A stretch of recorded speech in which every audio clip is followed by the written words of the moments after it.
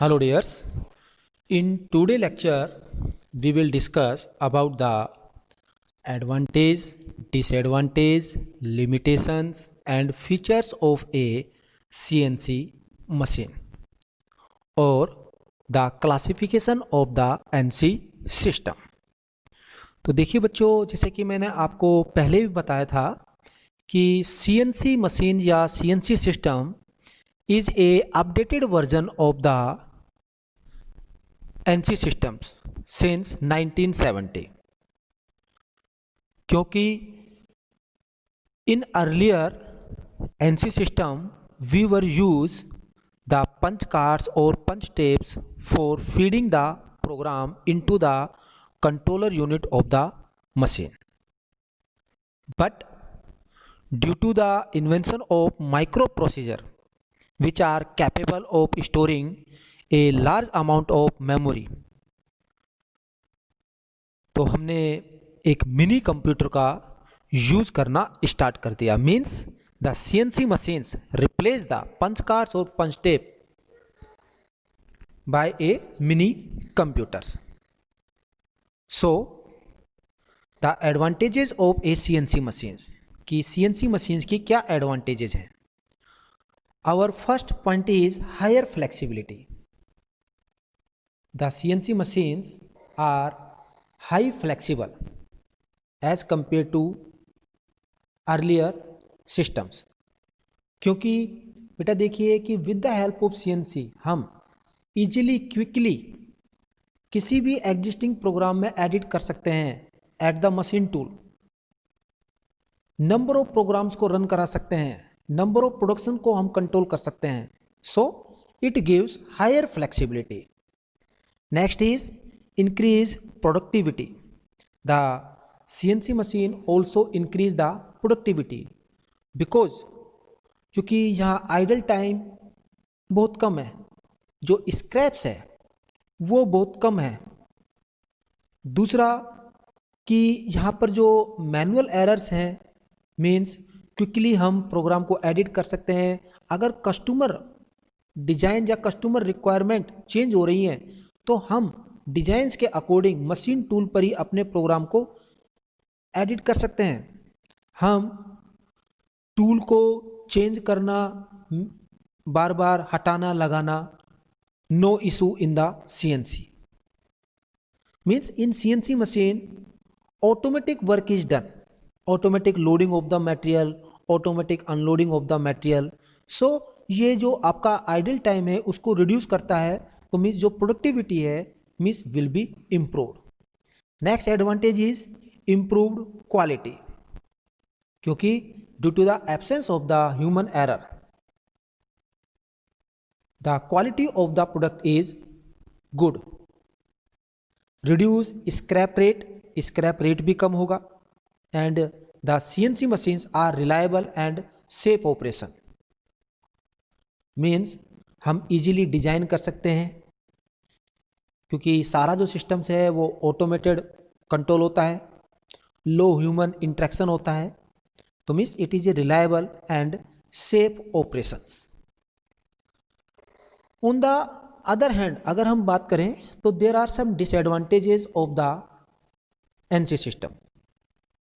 Means first is relatively higher cost compare to manual version. जो पुराने version की जो हमारी जिनको हम मैनुअली ऑपरेट करते हैं मशीन्स, अगर उनके कंपैरिजन में हम इन NC सिस्टम की अगर कॉस्ट देखें तो ये रिलेटिवली हाई होती हैं।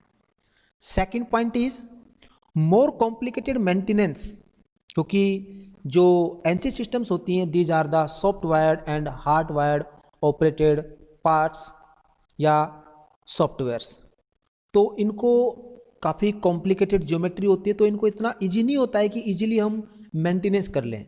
हायर कॉस्ट या स्किल्ड लेबर की जरूरत पड़ती है।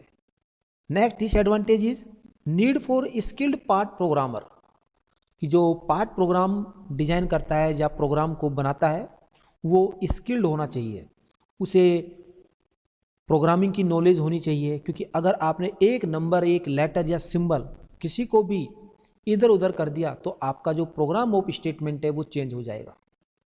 तो these are the some disadvantages of the NC system. Now the limitation means first point is high initial investment, क्योंकि जो CNC मशीन्स हैं इनकी जो कॉस्ट होती है मैनुअल वर्जन मशीन्स के कंपैरिजन में बहुत गुना ज़्यादा होती है। तो जो इनिशियल इन्वेस्टमेंट होता है, अगर हमें किसी प्लांट में सारी मशीन CNC लगानी है तो जो इनिशियल इन्वेस्टमेंट होगा वो बहुत ज़्यादा होता है। हाई मेंटेनेंस रिक्वायरमेंट, इनका मेंटेनेंस जो होता है वो भी हाई होता है। और cost effective for low production cost, means अगर हम बात करें, अगर हमारा प्रोडक्शन बहुत ही स्मॉल अमाउंट के अंदर हो रहा है तो means with the help of CNC it is not cost effective. Now the features of CNC.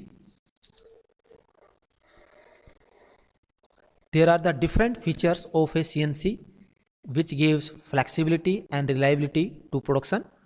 The first feature of the CNC is storage of more than one part program.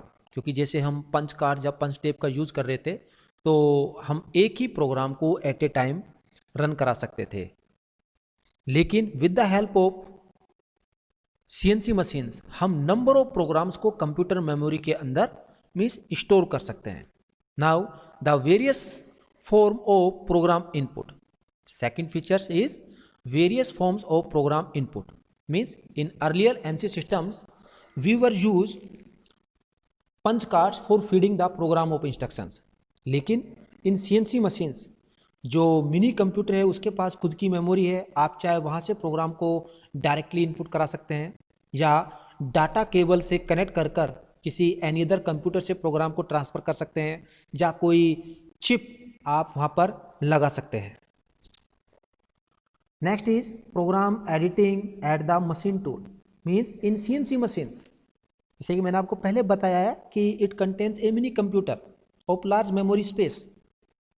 तो अगर हमारे पास कोई कस्टमर डिमांड चेंज होता है या हमारा design और product change होता है तो मीन्स हम मशीन टूल पर ही मीन्स अपने प्रोग्राम में कोई नया स्टेटमेंट एडिट कर सकते हैं at a time.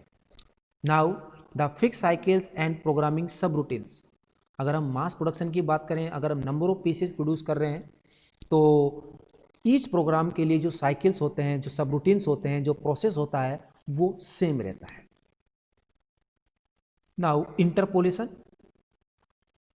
In CNC machine, अगर मैनुअल वर्जन की बात करें तो जो इंटरपोलेशन है वो सिर्फ पॉइंट टू पॉइंट है, but in CNC machine it also provide the circular interpolation. Positioning features for setup, it provide good positioning features means jigs and fixture for the setup.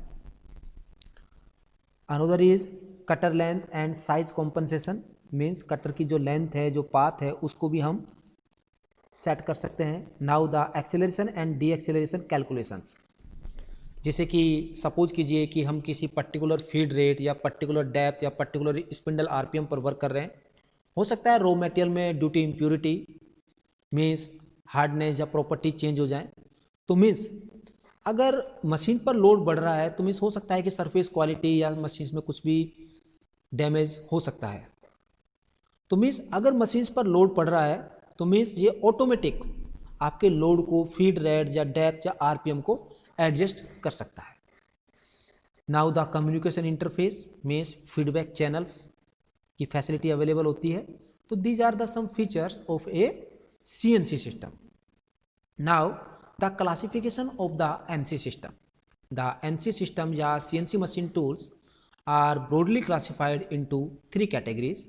First one is the point to point or contouring, second one is the incremental or absolute, third one is the open loop or closed loop।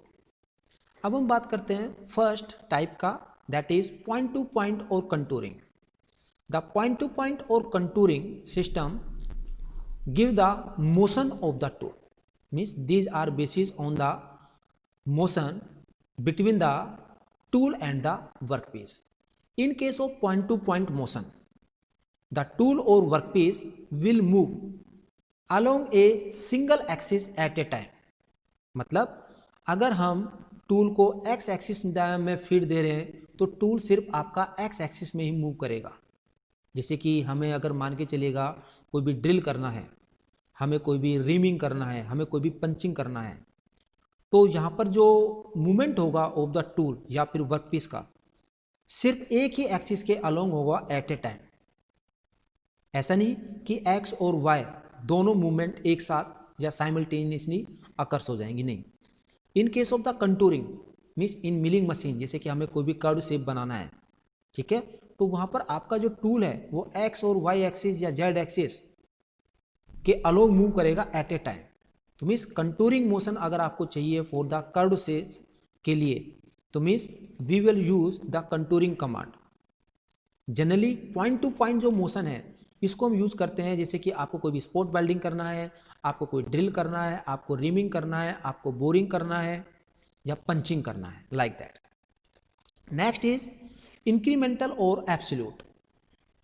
Incremental और absolute. The incremental और absolute shows the coordinate system of the machine.